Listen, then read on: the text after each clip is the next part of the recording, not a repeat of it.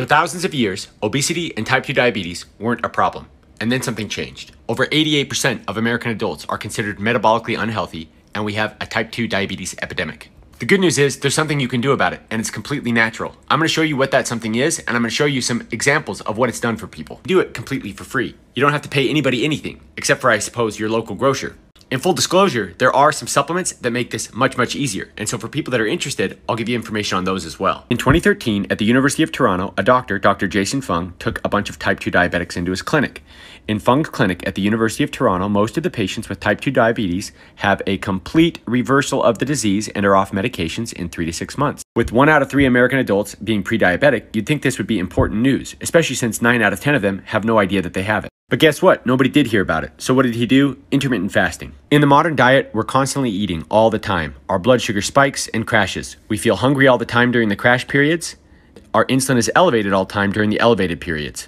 When our insulin remains elevated throughout the day with the modern diet, our cells are bathed in insulin and they become insulin resistant. For thousands of years before we were eating all the time, we were fasting and feeding.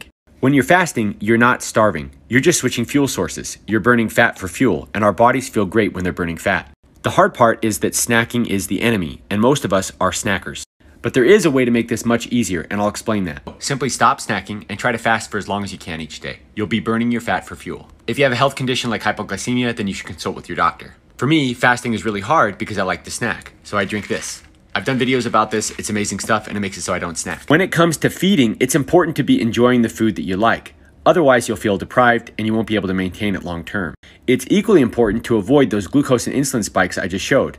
And of course, the hard part is to avoid overeating. However, there's a natural way to avoid glucose and insulin spikes and avoid overeating, and it's called fiber. We have known for a long time that by adding a lot of viscous, soluble fiber to your meals, your blood sugar and insulin levels don't spike the way they otherwise would. Fruits, vegetables, seeds, herbs, plant fibers really help keep glucose and insulin levels in check. For some of us, it may not be realistic, affordable, or convenient to really get all that fiber into our diet to keep our blood sugar and insulin levels low and to prevent overeating. Fiber is very satiating. It keeps you full and it makes it very difficult to overeat. I like to supplement because by supplementing, I can actually avoid spending all the money and time that it would take to prepare those meals. There's nothing magic to this. It's been studied at the University of Sydney. By taking a packet of the fiber formula pre-meal, you reduce blood sugar levels by 20%, 2 packets reduced by 28%. This is huge. So the 2 F words, fiber and fasting, are a potent weapon that you can use against obesity, insulin resistance, and other health problems that are related.